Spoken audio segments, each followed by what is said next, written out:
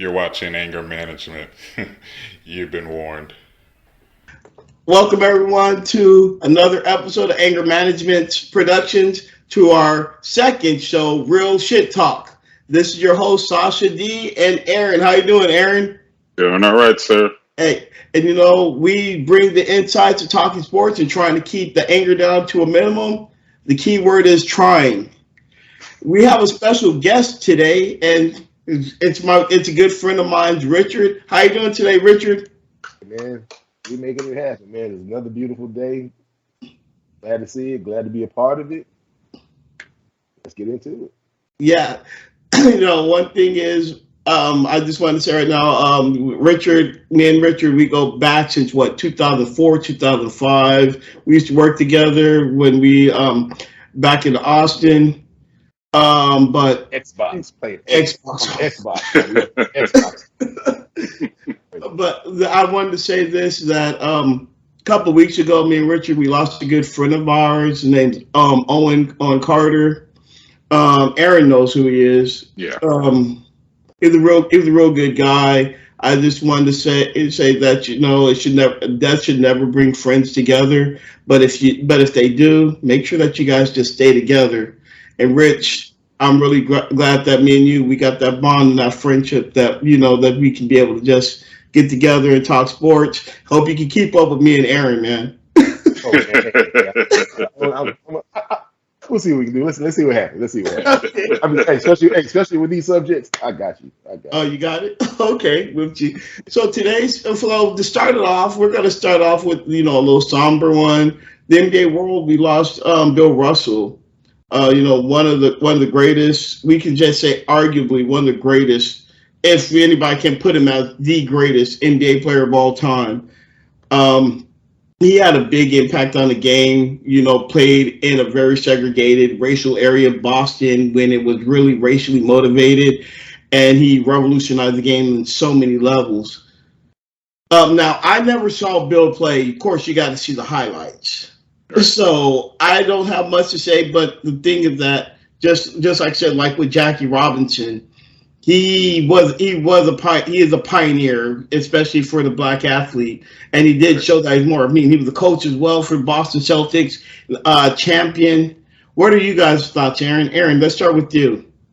Well, I mean, with Bill Russell, and for all you youngsters that are watching, you have him, you have George Mikan, who I honestly believe didn't get as much respect as he should have once he passed away. But I mean, at the time, Bill Russell went up against Wilt Chamberlain, and he's part of that mix with Oscar Robertson, Bird, Magic, Jordan, the list goes on and on.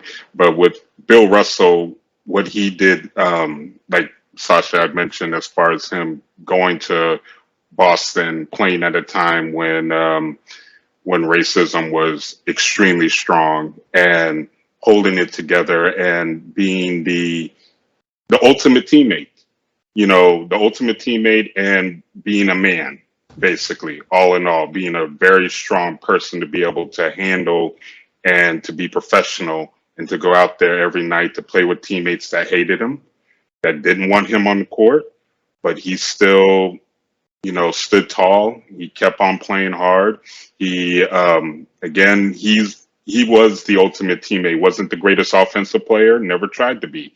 So what he focused on his strengths, and he became one of the best defensive players of all time. And when they say, as far as great teammates to have, a lot of people, first person that pops into their mind is Tim Duncan.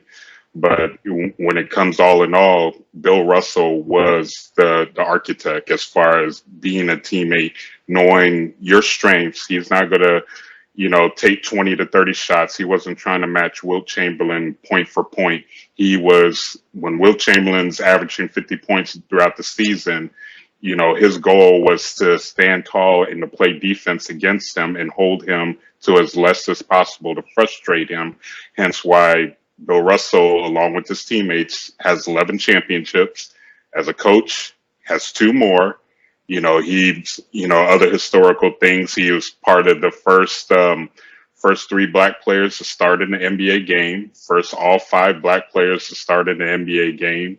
Of course, with the two championships as a coach, first African American coach in any sport ever.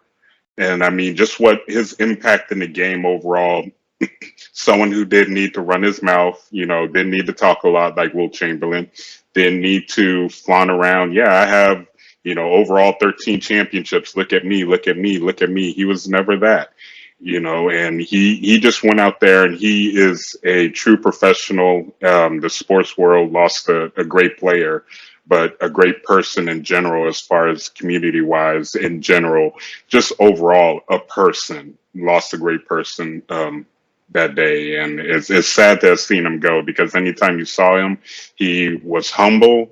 He'd make you laugh. He, respected players. I mean, he's had great relationships with a lot of players from his day into the future, to some, very few current players now, but I mean, he's had some type of relationship. But the fact that he was able to be the person that he was, just in general, not just his accolades in sports, but just being the type of person that he was, it's a sad thing to see him go. What do you think, Rich? Yeah, like I said, I'm too young. I'm the youngest one here. Like I said, just like you said, I didn't see a lick of nothing but highlights and everything, but just hearing everything for the last maybe 15, 20 years, he just seemed like everyone's grandpa. He's like everyone's grandpa. He's like, y'all always see, oh, they go, Grandpa Bill. He always looking and laughing. But just seeing that just the stat I heard today, I heard it myself. It was like, what? First half, he has a record for first half, 32 rebounds in the first half alone. That's outstanding. And then it said no one. A team can't do that in a half right now. 30, so I mean, just to hear that, and then another thing, you were saying something also about Jackie Robinson. So they're all real close. So he was so highly renowned, he ended up being a pallbearer for Jackie Robinson. So that's another little tidbit put in there. So I don't know a whole lot about Bill Russell. I've seen him around. You said obviously he was a great player. Like, all them championships, how can you not be a great player? How can you not be the greatest player? You know what I mean? That's numbers don't lie. So rest in peace. Like I said, he was very intricate in the civil rights movements and everything, along with Muhammad Ali. So he was right there with him. So he even said himself that it took him a long time actually for him to get a statue to go back to Boston to accept it, because everything that he went through. So I mean, and that's the thing they're dealing with then, and still kind of dealing with today. But that's another subject. Yeah. You want to know something I just always thought about? Because I'm not a big fan of the Boston area, especially for a black athlete, because you've heard horror stories from many players, many former basketball players. I believe Andrew Jones, how he said that you can trade me anywhere but to Boston, because being a black athlete or just to say a player, an athlete of color, the fans let you have it. And it's not just boos and cheers like, oh, you suck or anything. They're like it's like really racially motivated. And when I've heard those, I remember hearing, Aaron, correct me, because I know you remember this, hearing Antoine Walker, Paul Pierce, and some of those other players talk about how racist they were, and wasn't like Rick Pitino, how he jumped on the fans because they were expecting like because how it was with Bird and McHale and all those other players. Like, man, they're not coming through. This is who we got. Respect the players. I believe that's what his gripe was about. Yes, exactly. So for Bill Russell to be a legend up there at that time, to play as hard as he did, and in racism times, before all the way how we are now, that just says a lot to me. And for him to stand strong and to be the man who he is, I really wish I ain't gonna say I want to go back there, because I don't think I have the backbone and the patience to to have somebody call me the N-word. I would have loved to have watched it. I really would have loved to have watched him play. Yeah. One, I mean, was it fuel for him? Did it say, you know what, you can call me all you want to. I'm still, I don't know. Look what this N-word just did to you. Hold on, just get that out of here. I mean, I don't know, man. It's hard. How do you deal with that? I mean, it takes a special person because we crumble over a lot less. And I'm telling you, if someone called me an N-word in front of millions of people on TV and everything like that, and I'm still supposed to go play, I'm gonna go talk to him first.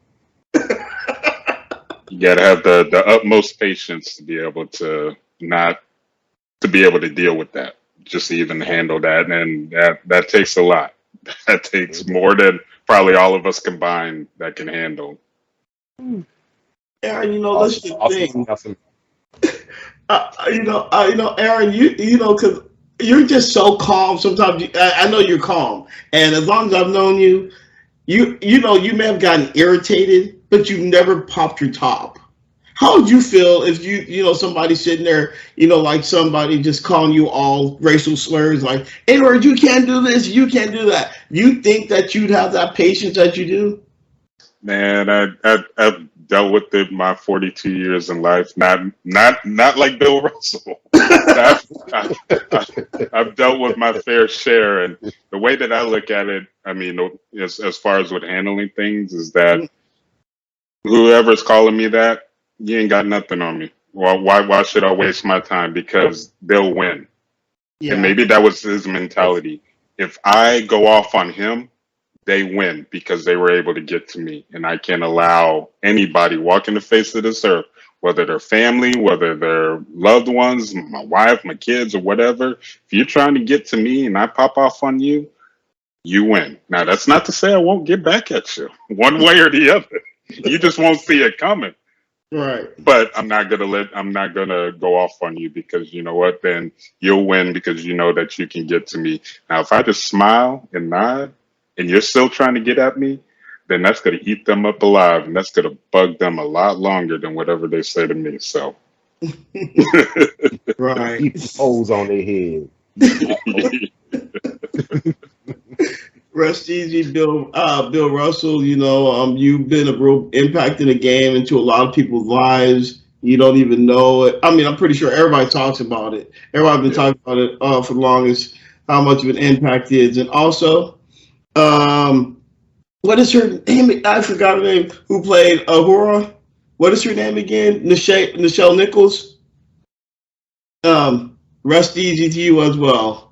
yes. Just want to be able to say that to her as well. Nichelle Nichols, back in the day, she was really sexy, and then some episodes, later, oh boy, that older woman. It's that Trekkie talk there. Hold on, I gotta do a quick Google search. Hold on. Oh, she's the black lady that had kissed William Shatner on Star Trek. It made a big deal because I guess allegedly it was the first interracial kiss on TV, but that's false also. So yeah, they made a big deal about that. So guys, let's get into the crust of this, because I know you guys, especially Aaron, you guys want to talk about this. The NCAA realignment and for college football. Since the Big Ten has accepted the invitation for UCLA and USC to join the Big Ten, it seems like they're going to be a super conference, as well with UT and Oklahoma joining the SEC. So it looks like now we're going to have these super conferences with all these other conferences just wallowing in. How do you guys think that this is the beginning of the end of college football? Richard, let me start with you first, because Aaron's going to go on a long ass contrive. So I'm going to get you to go first. Fix your drink, relax, kick back. Like that. All right. So, all right. Let's go with this. So I'll put a couple notes down for that. So, I just something about this makes me feel that it's too big of a conference. I mean, we're looking at what 20, 25 team conferences, super conferences, and if that's the case, I mean, it's going to be only two conferences, maybe just one. It's going to be SEC, all SEC, SEC all-day championships. So you might as well make that their own league. If you're gonna do it like that, I mean, it doesn't make sense. 25 teams, make that their own league. Because there's no way that constantly.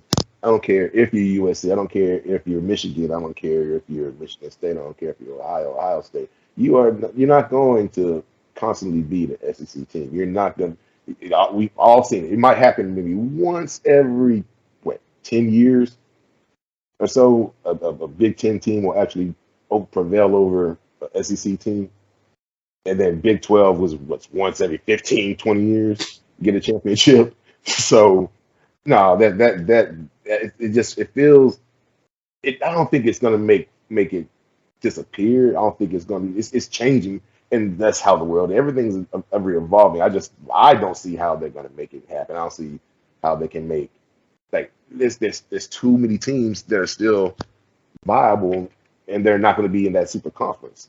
Mm-hmm. So I mean, there's still going to be a Cincinnati. There's still going to be a Central Florida. There's going to be a South Florida. There's going to be a Utah every once in a while. There's going to be. I mean, so. And I guess that's why they try to make sure they get into their own conferences, but there's still also a Memphis. There's still, I mean, that happened every once in a while. So, hey, how long ago was Buffalo was making some noise?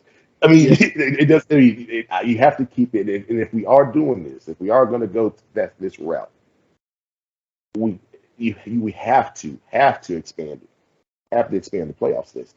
It has to be at least 16. At least 16.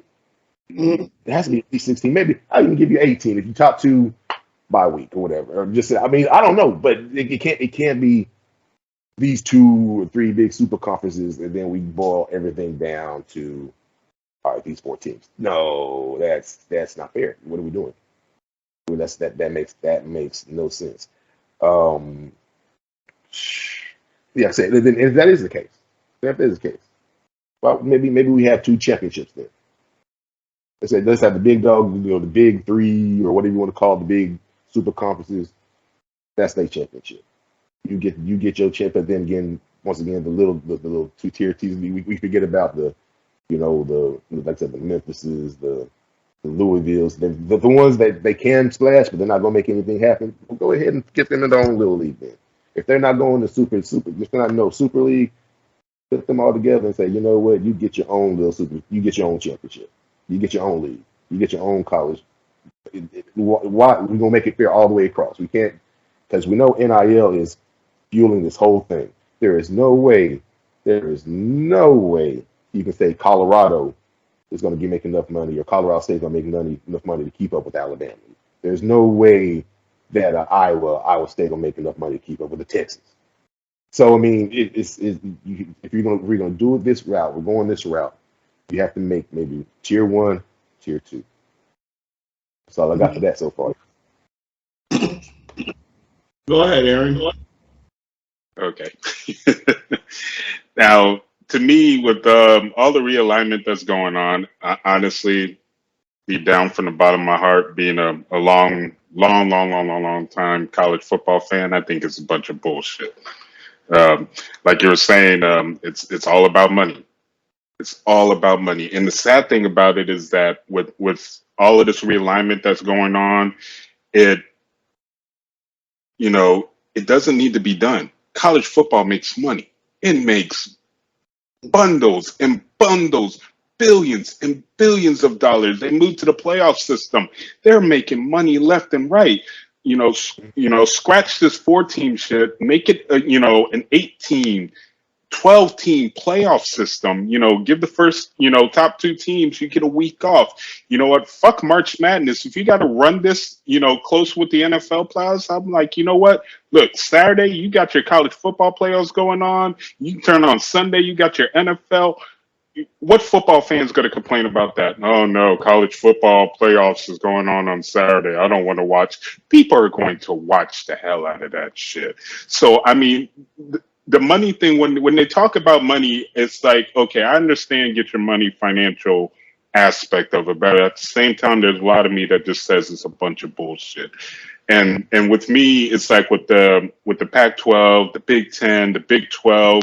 The beauty of college football was that, granted, yeah, the SEC. You had your Alabamas, you had Auburn, you had your the Florida Gators. You knew who the top teams were. You go to the ACC, was Clemson for a little bit. North Carolina, kind of flirt with it a little bit. Miami, I love my Hurricanes, but fuck them. Sorry. I mean, Van Pelt, I think he'll do good this year, but I don't know. Florida State, and then out in the in the Pac-12, USC, UCLA, and everything like that. I just kind of feel there's a part of me that feels with the realignment with Texas, Oklahoma going to the SEC, which honestly, I think they're going to get murdered over there in the SEC. First year or 2 years. Yeah. And then you had USC and UCLA going to the Big Ten and everything like that. I feel that it's a cop-out. They're talking about, we want to do these power. You know what? The beauty of college football was that, each week mattered. Regardless. It was like each week you had a team from this conference versus team from this conference. They haven't played in 15, 20, 50, 60 years. They're meeting up and you didn't know what was going to happen. You may have a team that was top 5 or whatever and this team that's unranked, but you did not know what was going to happen. Back in the 70s and 80s, the beauty of college football then was that, like, take the Miami Hurricanes. Hey, Georgia, you want to play next season? All right, let's go. It's kind of like how boxing used to be. Hey, you want to fight for my belt? All right, let's go ahead and schedule it. Boom, get it done. That was the beauty of college football. It was like, hey, we're playing next year. All right, we set it up. Not this, we'll play in 10 years, a 3-game set at home. None of these players, they'll either be in the NFL or working at Walmart. By the time our schools play, we may be relevant or we may not be. Who knows? But the way that I would look at it, if I'm a college football team that's in one of these conferences, and I'm looking at Alabama, regardless whether they win the national championship or not, they're always the top dog every year, right up there. Hey, recruiters, I don't know what the fuck y'all are doing, but y'all need to get off your asses, get off your damn phones, go to these players' houses, and I don't care what you have to do. If you have to sing and dance, do cartwheels, or beat them in a game of Madden 21 or whatever, get them to come to this damn school.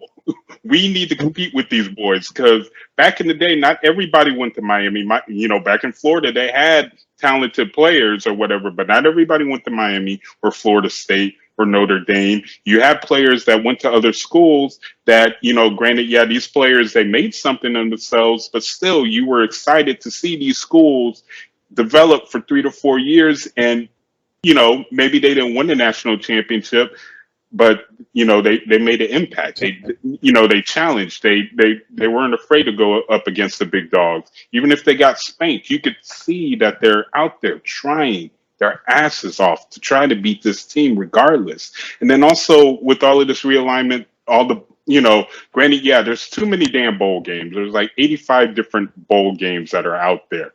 Cut half that shit off. I know why they do it. It's because of money.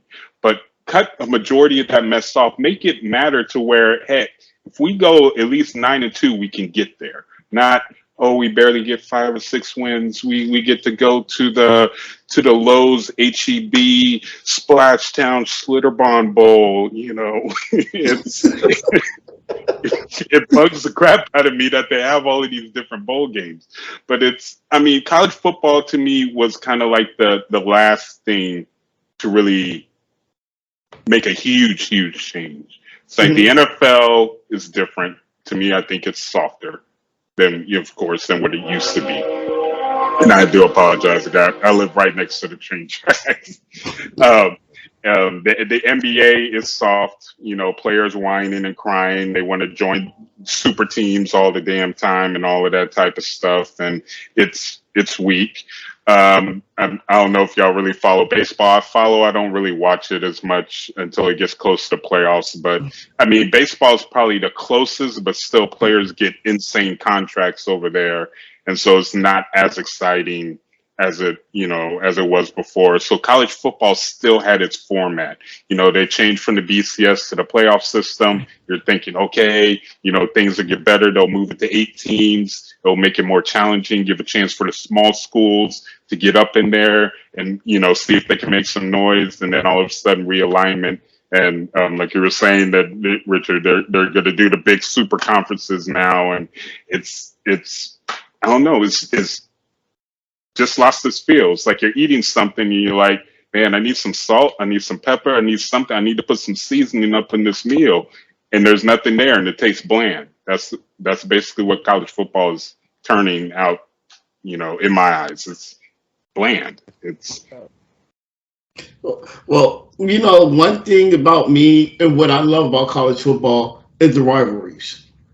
That's one thing that I will always say about the rivalries. Before UT before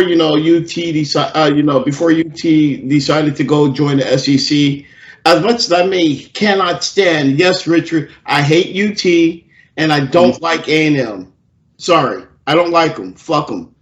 But one thing is, I did respect the rivalry. I was assured after Thanksgiving that Friday, I was watching that game. I was watching that rivalry game because you knew that these two teams didn't like each other.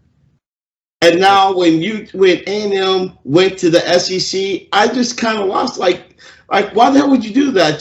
I know, and then I think Aaron, me and you, we both said it, and I've talked to my boy Titus about it. It's all about the money. Just like you guys are saying, it's always just about the money. Mm-hmm.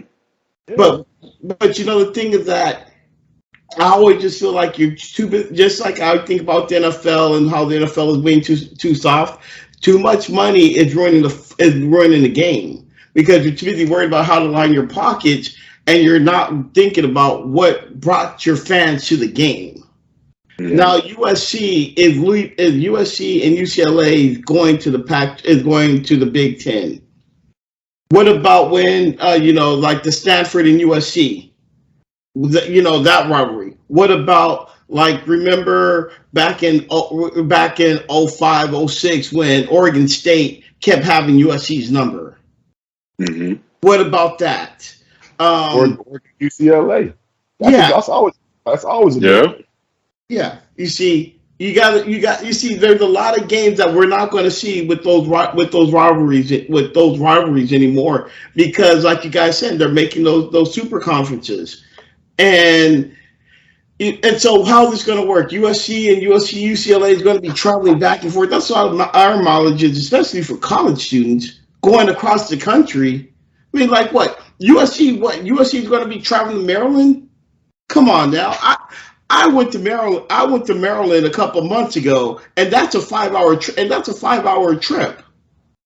And I got bored 2 hours in.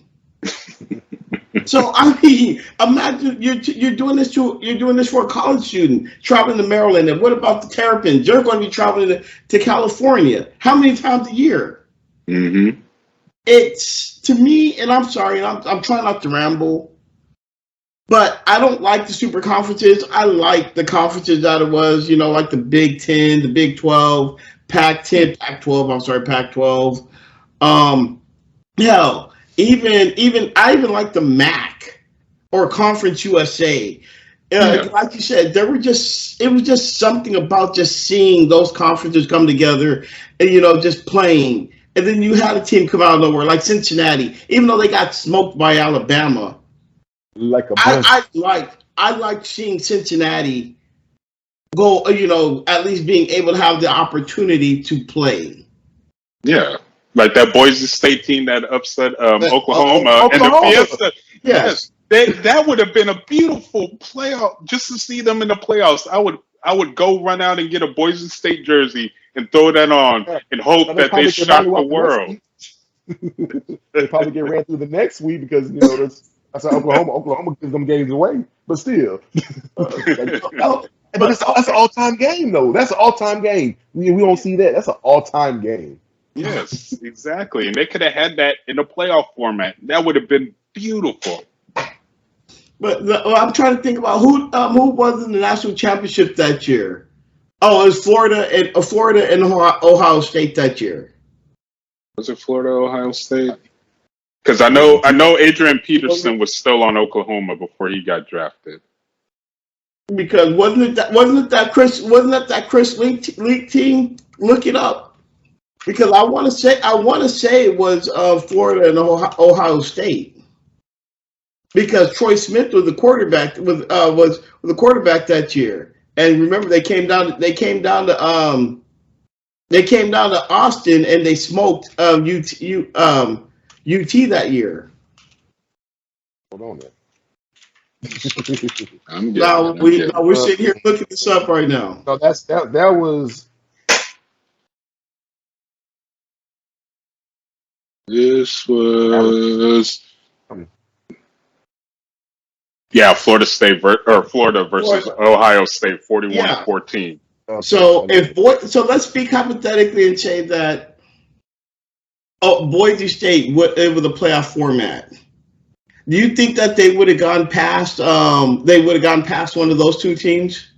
Oh no, that's what I'm saying. They would have got mollywopped the next game. That's exactly.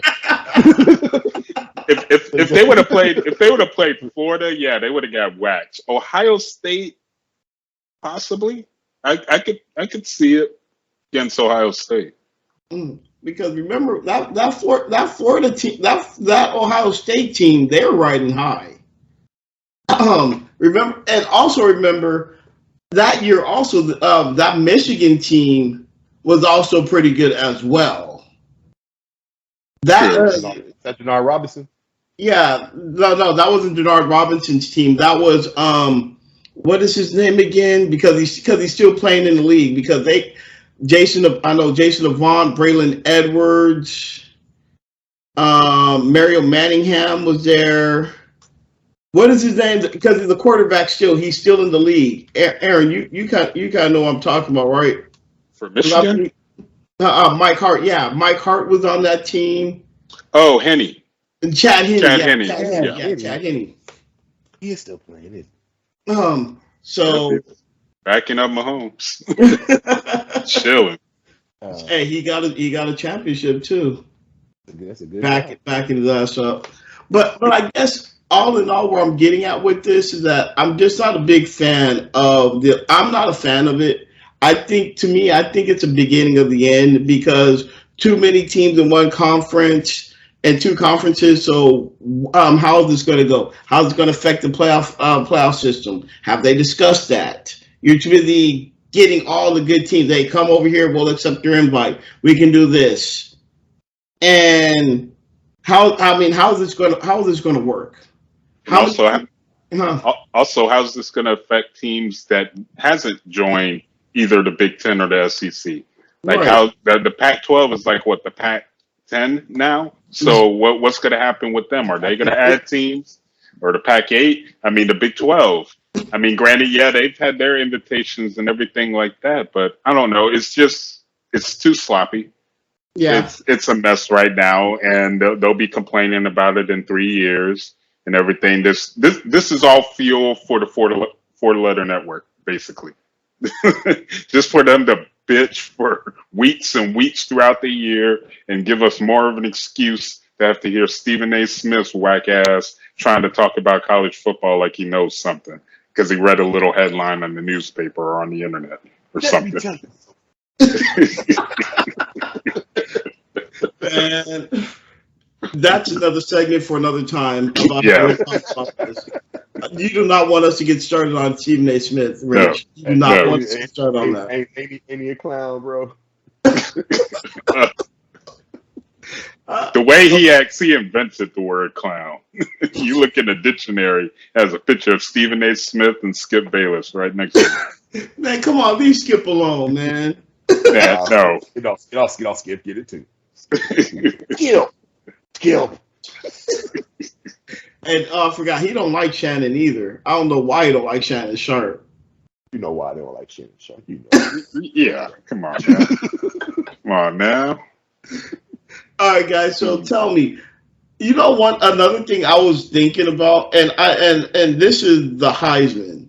Remember when we were growing up, and Rich, I know that you said that you're a lot younger than us, but you're old enough to know when it was the Heisman at the beginning of the season, not knowing football is coming up, but you wanted to know who were the Heisman front runners, who were contention, and you wanted to follow those players throughout the whole year because of that trophy. That meant they were the best of the best. Now to me, the Heisman is just something like the Outback or the Outland Trophy, who nobody cares. What do you guys think about it? Because some people like the Outland. Come on, you want to be the best lineman in the country. People like that. but you know what I mean? You want to be the best lineman, but I'm not trying to knock the Outland, but it's just that it's not there. You know, Heisman was the top, the cream of the crop. Even Gino Toretta, we even though he was whack in the league, but he won that Heisman, and he was the best of the best that year, even though he got embarrassed by Alabama that year. But you know what I mean? Why you got to bring up bad memories, man? Trust me, I'm trying not to. I'm just thinking about just horrible. Okay, I can say Troy Smith. Would you be happy about that? There you go. Because Troy was looking all good all year, and all of a sudden go up to Florida, and then they dropped his. He was supposed to be a first round pick, and then he went all the way down to what, like the 7th round. I'm assuming, but either or. What do you guys think about the Heisman Trophy? Now, how it is now, not how it is now. Is it like a big deal to y'all? Do you care about who's the Heisman front runner, or do you just like whatever? Well, for me, man, I don't remember ever seeing the list being 15 people deep. Mm-hmm. Growing up, it's probably what you see the Heisman list was about maybe 3 or 4 people, maybe 5. Mm-hmm. Right. And you know what? Hey, I did research. Let me pull this up real quick. Hold on, man. That's what kind of got me a little bit like, what's going on this year? This is stupid. Right. And the front, and I should be happy about this, but I'm like I said, I'm more realistic. I'm smarter than this. They got Spencer Rattler as one of Spencer Rattler's on the list for one. Really? No. Really? This is okay. Hold on. I'm going through this list. This is. I got 2 other lists I'm gonna look at too. But from what I'm looking right here, this is what Sports. This is C.J. Stroud, Bryce Young, Caleb Williams, Bijan Robinson, Hookham, Quinn Ewers. No, I've never seen this young man throw a ball in the game. Like I don't care what you did at South Lake Carroll. I don't care what you did. Like I said, I'll tell you, I'm a Horn fan. If it's true, I'm gonna be happy with it. I'm ecstatic. But I ain't seen you haven't done nothing to be put on this list. I know you got everything around you. You got a Heisman running back behind you. You probably a couple of Bolitnikovs around you also. But no, you don't deserve that. But go down the list. Trevon Henderson, Will Anderson, Anthony Richardson, TJ Daniels. He's better even got in Georgia. Yes, and he left. Yes, exactly. He left Georgia because he couldn't get it. If you can't get it done in Georgia, how you gonna get it done in West Virginia? Because the Big 12 ain't got nobody anymore. So he figures he can throw for at least about 5,000. No, that's not the case. That's not. I mean, I'm just saying that's one list. And I went to 2 other lists. I saw also I got Quinn Ewers on there. So like, I'm not for that. I mean, you got to show something to me real quick before. But I'm telling you right now what I feel what the biggest Heisman snub was. Derrick Henry over Christian McCaffrey. Wow, really? Yeah, Christian McCaffrey on that Stanford team. And I'm just saying, man. I mean, think about it. You don't have the best lineman to run behind. You don't have Derrick Henry's not being touched with him until he gets 8 yards down the field, and then at that time he's full speed. No one's touching a 250-pound running back going full speed. Right. So Christian McCaffrey, he did punt returns, he did kickoff returns. Mm-hmm. He was back. He caught off the backfield. He let it slide. He was just like I said to myself, that white boy deserved that. Yeah. I said he got screwed. But I mean, and also, I mean, and then I mean, but like I said, basically, I looked over the list for the last about 10 years. It's been basically legitimate. I mean, from what I've seen, of course, like I said, my man right here, he got snubbed, but it's okay though because he got snubbed, and 2-3 days later, we put it on that ass. So it's okay. but we'll take we'll take that title over the Heisman any day, boy. Twice on Sunday. That's true. He's I mean, I'll tell you the only I've been looking at this list. I've been going up and down this Heisman Trophy winner list and who were considered and and whatnot. Yeah, 2015 Christian McCaffrey, he was carrying that team. There was nobody else on that squad. It was just him. And I'm thinking that and when you said Derrick Henry, I'm like, yeah, Derrick Henry, he was on a loaded team. See, you should be disqualified if you're on a loaded team like that. I mean, yeah, because I mean, if you got 20, if 20 of your offensive starters are going to be drafted into the NFL, and just because you get about 1,500 yards, about 15 to 18 touchdowns, no, give me old boy who rushed for 20 touchdowns, ran about 3 kickoffs back for a touchdown, 2 punt returns. Hell, I think he was playing quarterback, and he went 45 for 55 for 500 yards against freaking Oregon State that one game where everybody was asleep, but they were playing at 1 o'clock at night, Central Time. I mean, give me him versus another Alabama. It's like every Alabama running back. If you got braids, if you play running back for Alabama, you're guaranteed you're gonna be top 3 in the Heisman before you even step on the field. I'm like, nah. I'm looking at this. It just popped in my head. I'm looking at this 2004 finalist list where Matt Leinart won. Adrian Peterson, number 2. Jason White, number 3. Reggie Bush, number 4. I think I don't remember Matt Leinart doing anything spectacular. Loaded team. They were on a loaded team. Exactly. But I remember Adrian Peterson running people over and just down the field. You know what I'm saying? Freshman year, Adrian Peterson. Good Lord. Yeah, you know what I'm saying, man? He was a beast. Oh, he was a monster. I remember. Hey, Eric, were you working at Hard Hanks at that time when during the national championship game, or was it? Or were you there the next year for 2000 for UTs? No, I'm talking about when USC played Oklahoma. No, I'll stay here in town. Yeah. Okay, because I definitely remember that game because I went home to watch it. I came back and I was shocked at that. But I remember the next year because I didn't want to talk to you because I know you remember me and Titus. We were saying that UT has never faced a team like USC before, so they don't know what they're getting themselves into. But you and everybody was over there talking about UT, hook 'em horns, all this other stuff. I called in that next day because I didn't want to hear you guys' mouth. Because I knew Rich was going to come up and start bothering me like, man, Sasha, hook 'em horns, all that. I heard that. I did not want to be around you guys that day. That is a once in a half century experience. It's not gonna happen again. I'm saying that happened 50 years ago. It might not happen for another 50. You never know. So we take it and we relish in it. So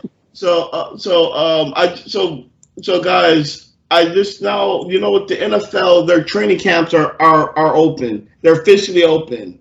Have you guys been following anything? Following any camp news or anything? Y'all have any surprises? Any thoughts so far about the upcoming NFL season?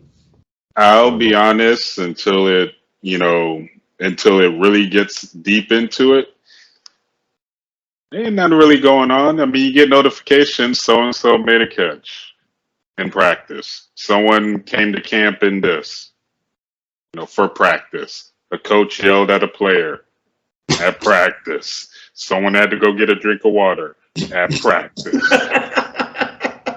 A brave 49er soul wore a George Kittle jersey to Cowboy practice and got booed. Tyreek Hill calls Tua the greatest quarterback he's ever played. He did say that. Yes, he did say that. It's all bullshit. It's all gossip. They're so bored. They're trying to find anything to write about. Trey Lance looked at Jimmy G crooked. That means Jimmy G is going to get traded to the Giants tomorrow because Trey Lance doesn't like him. It's like they're trying to find. They're digging, and I understand the reporters. You need to come up with stories. You need to find out what's you want to predict what's going to go on this season and everything like that. And there's only so many. Who's going to win the NFC East? Who's going to win the Central? Who's going to win the South, the North? Everything like that. There's so many of those going on. There's only so many of those that you can do. But it's like training camp. It's like can't say nothing until some injuries occur.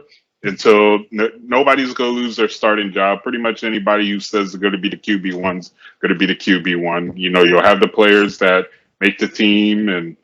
I mean, that's pretty much it. There isn't anything like the big, it's going to be the same crap. Can the Rams repeat? Brady. Something happened at Cowboy camp. Is Jalen Hurts going to be a quarterback? Can the Bills finally make it? What's Patrick Mahomes? Who is he going to throw to? Who the hell is Aaron Rodgers came to camp looking like Nicolas Cage from Con Air. I mean, he did though. He did look just like him though. He did. He did look like him. But they're reaching. So I mean, there's nothing really too much to talk about unless you're doing a season preview and just kind of giving your opinion on who you think's gonna win the division, win the championship. Everybody's gonna pick every favorite in the world to win every award, and they're either gonna. More than likely, they're going to say either Bucks, Chiefs, Rams, Chiefs, maybe throw in Rams, anybody from the AFC West, or the Bills. That's pretty much it. It's going to be either Bucks, Rams versus the AFC West or the Bills. That's going to be everybody's pick for the Super Bowl. Hey, I was listening to the Cleveland sports radio, and this one woman said that she's never going to cheer for the Browns again because She basically already says that he's guilty. And now this is me talking as a man, and this is not me talking about as an athlete. And this is where I have a problem with society that we have. Once a man, and I'm saying this right now, and I don't give a fuck who anybody else says this, once a man is accused of something like that, whether it's child molestation, rape, any kind of sexual assault, we're branded for life. And she's already branded him, but yet he went to 2 grand juries and they said, no, we're not going to do it. No, we don't have enough evidence. I thought this was, hey, innocent till proven guilty. But because this is branded, that's all everybody's going to think of him as. Think about the jokes. Everybody has jokes about Ben Roethlisberger and raping and he sexually assaulted a couple of women. Everybody talks about that, saying about how my bad raping leg, and they talk bad about him, saying how much of a rapist he is. But there was nothing. But again, he's not convicted or anything about it. I think Cleveland. Now I'm going to say this right there. These fans, they're never going to forgive him. I mean, they're going to always remember this shit. Yeah. But if we look at it on the football field, and if he goes out and balls out and takes Cleveland to the stratosphere, get them to the AFC Championship game, and people will start forgetting slowly about DeShaun Watson being the rapist, or he's accused. I'm sorry, he's accused. I don't mean to say it like that. He's accused of being a rapist. But if he doesn't, this is all that they're going to think of him as, and it's a shame because we don't know what happened. I don't know what happened. You don't know what happened, but we know because there was over 26 women who said it. That means he obviously did it. We don't know what happened. It could have just, and honestly, some women just may have came forward and said that, oh, he touched my butt, he assaulted me. oh, he went up against you, he touched you, or he probably was a monster and he actually did it. We don't know, but I do know that he's not convicted. He's trying to move on with his life, but people already are like, hey, F it. You're guilty because because you're accused of it. Yeah. I'm sorry. I'm just not a fan of stuff like that. No, and I completely agree with you. But I'll say this, though. Mm-hmm. I'll say this, and this is on him. If you know that you are a rich fucking athlete, don't put yourself in situations to where you know if one person, and especially in the world that we live in today, where they just need a bad day, just as the Joker says, all it takes is just one bad day, I'm in a mood, or, I'm near you and I know who you are. And if I were to come up to you and ask you for an autograph and you say no, if I come up with some shit right now, I can make you some money because he told me no. My girlfriend was here and she has her girlfriend. She'll call them up and da-da-da-da. Anyways, the point that I'm making is that he's a rich ass athlete. Don't put yourself in situations, in any type of situation to where something can happen. Stay your ass at home. If you're going out, be with your family. Be with your girl. Be with your children. Be around them. Don't be around your boys. Because you may love your boys. You may have grew up with your boys. But all it takes is one night. Let's go to the club. All right, I'll go with you. The next thing you know, shit happens. And that's your whole fucking career. And like you said, if he takes Cleveland to a Super Bowl and wins, he'll be forgiven. He'll be the greatest thing in sliced bread. He'll be up there on the Cleveland pedestal next to that fool in Los Angeles. but the fact that he put himself in this situation with all, not saying with all of these women, but he put himself in a situation to lead up to this point. So that was his fault.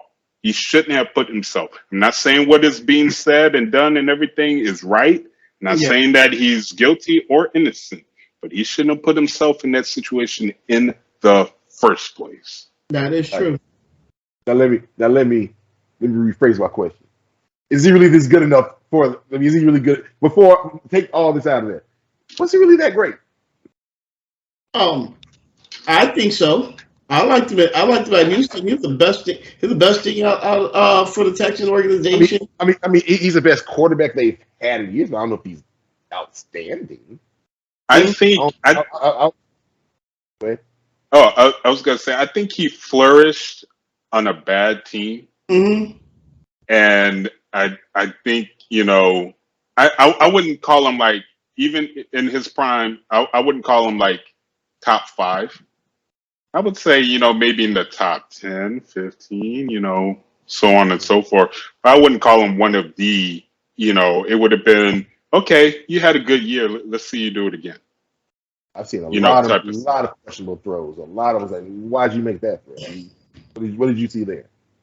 And I'm not an NFL. I have no dog in the fight in the NFL. I just watch it and I critique, and I've seen him throw to the other jersey a lot of times, and they just drop it. Mm-hmm. He tends to be a little turnover prone as far as you saw that, and he tends to, again, he tends to run a little too much more than what he should. Now he's a good pocket passer quarterback. Don't get me wrong, but he's very quick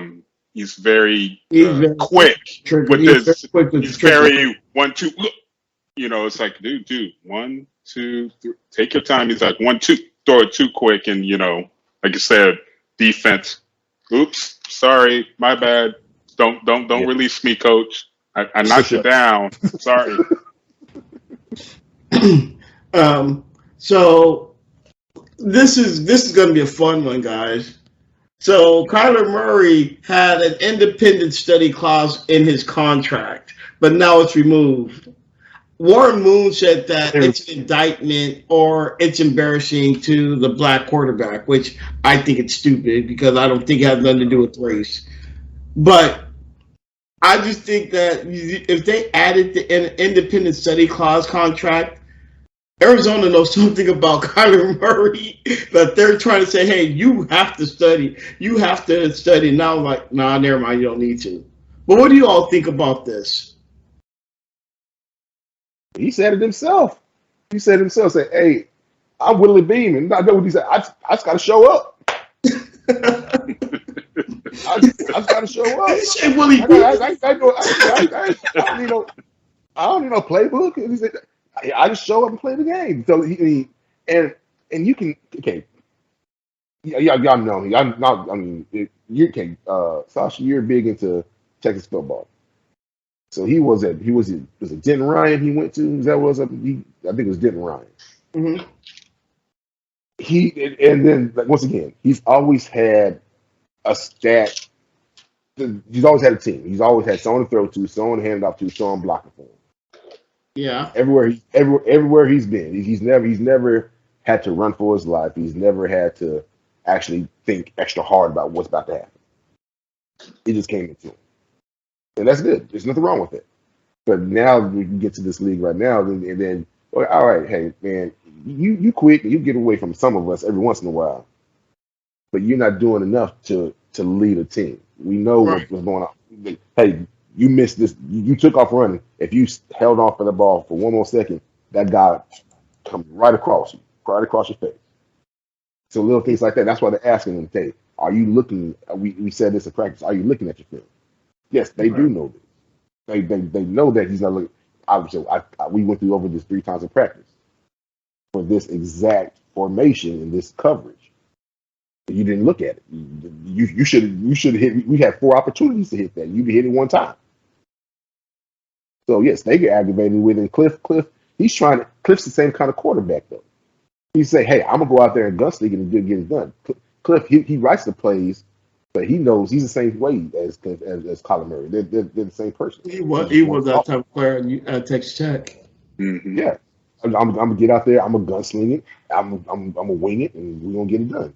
That's why he's okay with it. But the management's not okay with that. The offensive coordinator's not okay with it. That coach is okay with it. The QB coach is not okay with it. So that's why it's coming up being a big thing. It's funny though. It's real funny. I mean, you get paid millions of dollars and say, "Hey, watch the film." That's funny. Shit, I watched my own film. I watched my own high school film the other day.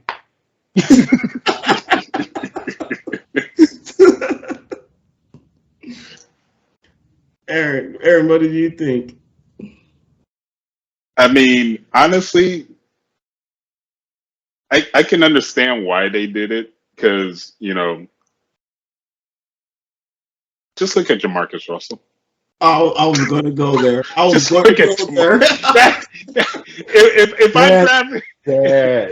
I have all the quarterbacks on my team, I'd be like, you see this man right here? This is why we're putting this in your contract. And I mean, I understand, but I mean, I guess for one thing, the fact that, of course, it had to be leaked to the public. So then that's, not here to say it, but of course, every black quarterback that's played before is going to be upset and think that it's a racial issue. Nah, let's be honest. It's like with Kyler Murray, granted, yes, he'll make some nice little runs. He's going to have some games. He's got, whenever Hopkins comes back, he can get the ball to receivers from time to time, but that's not the type of player that's going to lead you to a Super Bowl. And that's, the thing like with Baltimore with Lamar Jackson, with Philadelphia and Jalen Hurts, you're not going to win a Super Bowl with a running quarterback. A quarterback that's going to run. He's going to go into each game living off of that, and he could probably get you about 3 or 4 years of that before he gets popped real good, and then he needs to learn. They're doing it backwards. They're being an athlete and a runner first, quarterback second. Then once they get injured and come back, then they try to be a quarterback, and they fail. Their butt hurt. They got injured. They had to sit. Now they got to try to come back and win over the fans and whatever, so on and so forth, and they know that this is their last chance, and if they mess up, that all gets into their head, and then they never become the type of player that they should be. So I can understand it to that point as far as Tyler, you could be one of the greats, but we need you to be up in there learning film. We need you up in there knowing plays like the back of your hand, to where you could just go up in there. We could turn out all the lights in the stadium and you can hit every wide receiver, every route, just like nothing. But some of these young players, young quarterbacks, and I mean, young players in general, I'm going old man here, but, they don't have the heart. They don't have the heart to be great. Granted, get your money. I understand that. Players are making money, more money than tons of Hall of Famers did their whole career, plus doing commercials, plus if they were in any extras in any movies, they're making more money than they've ever made in their whole life. But the players back then, what players don't have now, with the exception of like the Bradys and the Mannings, mainly quarterbacks, is they don't have the heart. They don't have the heart. They don't want to be known. They'll talk all day. Oh, yeah, I had 2 100-yard catch seasons. I'm better than Jerry Rice. Fuck him. I'm the greatest receiver walking the face of this. Shut the fuck up. No, you're not. Rice didn't have to say it. Jordan never had to say he was the best basketball player. He knew it. He didn't have to say it. He knew how to talk to the media. He said, I'm not saying I'm one of the greatest. There's great players in different areas. I just want to go out there and win. And he went out there and did it. Jerry Rice knew he was the best, wide receiver of all time. He didn't have to do any T.O. shit. He didn't have to do any Randy Moss shit. He didn't have to do no... Yeah. There you go. Hand it off. Exactly. Barry Sanders. He had the all-time rushing title right there. He's like, nah, I'm done. I'm done. And then he even thought about coming back. Hey, I'll come back if Detroit trades me. Detroit is like, nope. Okay, I'm gonna stay done. It's like, but what I'm saying is that with quarterbacks, I wouldn't be. I can understand being a little embarrassed as far as something like that getting leaked out. For one, it should have never got leaked out in the first place. But two, okay, you're gonna have this shit out here on me. All right, I'm gonna go out here. I'm gonna bust my ass. I'm gonna be one of these top motherfucking quarterbacks in the league. Hell, I'll get us as far as possible. And then if that's the case, if y'all really feel I'm that fucking lazy, then when my contract's over, I'm gonna go over here and I'm gonna go win me a bowl, and then I'm gonna prove to y'all that you didn't have to do all of that mess in the first place. But hold on, you don't think that Johnny Manziel didn't have no kind of clause like that? Say that again. You trying to tell me that Kyler Murray is worse than Johnny Manziel at studying? Nah. I don't even think Johnny's been long enough for them to put that in there. Cleveland was just dumb for taking Mayfield, and that's just Cleveland. I mean, damn. Manziel and Mayfield, and come on, man. They're over. Hold up. We can go down the list of a whole bunch of stupid quarterbacks Cleveland drafted. Didn't they? Who was the old boy from OK State that they drafted? The old quarterback from OK State. Oh man, Whedon.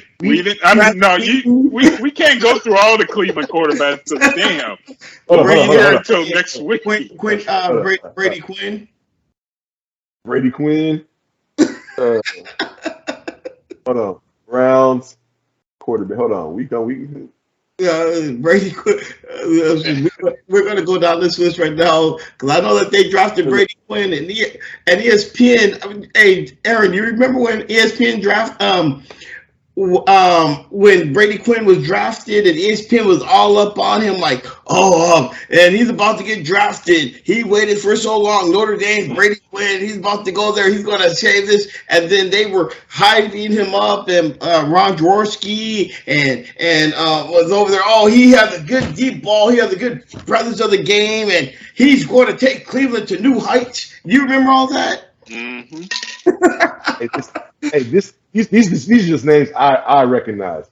Okay. Colt McCoy, Vinny Testaverde, Josh McCown, Luke McCown, Brandon Whedon, Todd Dibner, Seneca Wallace, Brian Hoyer, Jeff Garcia, Trent Dilfer, Jake Delhomme, Ken Dorsey, Jason Campbell, Robert Griffin III, Bruce Grakowski, Case Keenum, Tyrod Taylor, Thad Lewis, Kelly Holcomb, Charlie Fry, Doug Peterson, Coach Doug Peterson. Coach Doug Peterson. Garrett Gilbert, Tyrell Pryor. Come on, y'all. Like, when do you learn to draft a quarterback? Well, Vinny Testaverde, he was a free agent quarterback because he was there because he was a free agent quarterback from Tampa Bay because he came over. But still, the fact that they either whether they're drafting or signing free agent quarterbacks, when is the owners going to be like, okay, I'm not trying to be like Jerry Jones, okay, because he fucks up Dallas every year. But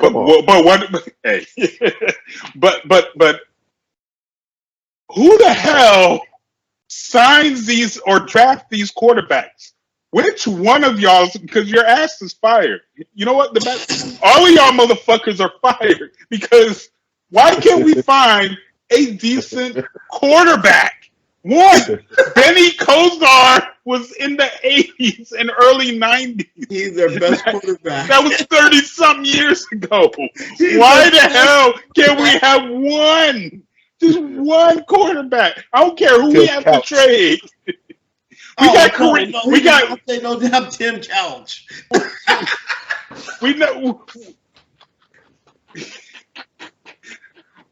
Kareem Hunt. We can use him as trade bait. Can we just get a decent quarterback? Just one. Take Jimmy G, please. You can fuck me up. He was going through the list. I'm thinking I forgot Terrell Pryor was back there. I do too. I'm sitting there I forgot Jason Campbell was there. He had a decent season, but not for Cleveland that year. He was decent for Washington, but he went to Cleveland. You're thinking, okay, he could do all right. He's a game managing type of quarterback. No. I'm trying to think. Yeah, he said a couple of things. I forgot Jeff Garcia was there for a year, right? Yeah, he actually got released that season. He was traded to Cleveland. No, was he traded? He was either traded or signed up as a free agent. But yeah, he got released that year. I forgot. Because I know he was decent. I forgot he was decent. Ken Dorsey, ain't nobody worried about no damn Ken Dorsey. No. No. Don't get me started. Another one surrounded by you. You better complete the pass. You better complete that pass. You talking about when he was at you better complete that pass. Shit. All I'm gonna say this is that Ken Dorsey, if he with all that talent, if they would have lost to Nebraska. He definitely deserved to get his. How did we lose to Ohio State? That game should have not been that close in the first place. I don't care about who was the running back. Maurice Clarett. Maurice Clarett, his punk ass. We should have not lost to that team. That Miami team had about 87 NFL players on that team. How the hell They got cheated. It wasn't that pass interference? That was a bad call. That was a bad. That was terrible call. That's good defense. That was a bad call. So guys, if you guys want to do this again next week, yes sir. Down. So next week we're gonna have, next week since we talk about some old college games, let's go back and let's go ahead and have some discussions about some controversial games, and let's talk about that. So study up. I'll send you guys a bunch of controversial college games, Richard, so you can know, since you don't follow the pros like me and Aaron, and we can go ahead and talk about. I follow the pros. Just I ain't no fan. Okay. I ain't got no team, but I watch football. I watch it all. I know it all. Let's go. Okay, well then I'll get a couple of controversial games in there. Let's talk about it. And Aaron, one of them may be hard on you, because I'm debating on if I want to talk about that Super Bowl with the 49ers and the Ravens. That game still bothers me to this fucking day. Why you got to bring up old shit, man? I'm just thinking about something controversial. Let's be able to have a discussion. It's thoughts. There's older games you could talk about. You ain't got to bring up that old shit right there. You can bring up other shit, but not that one. Then we won't bring it up. But I want to thank you all for for watching another episode of Anger Management's Real Shit Talk. This is Sasha, with Aaron and Richard. And follow us on all our social media platforms. I'm gonna put that in the description box. Until next week. All right then, brother. Get at me. Goodbye, fellas. I appreciate y'all. All right. Y'all have a good one.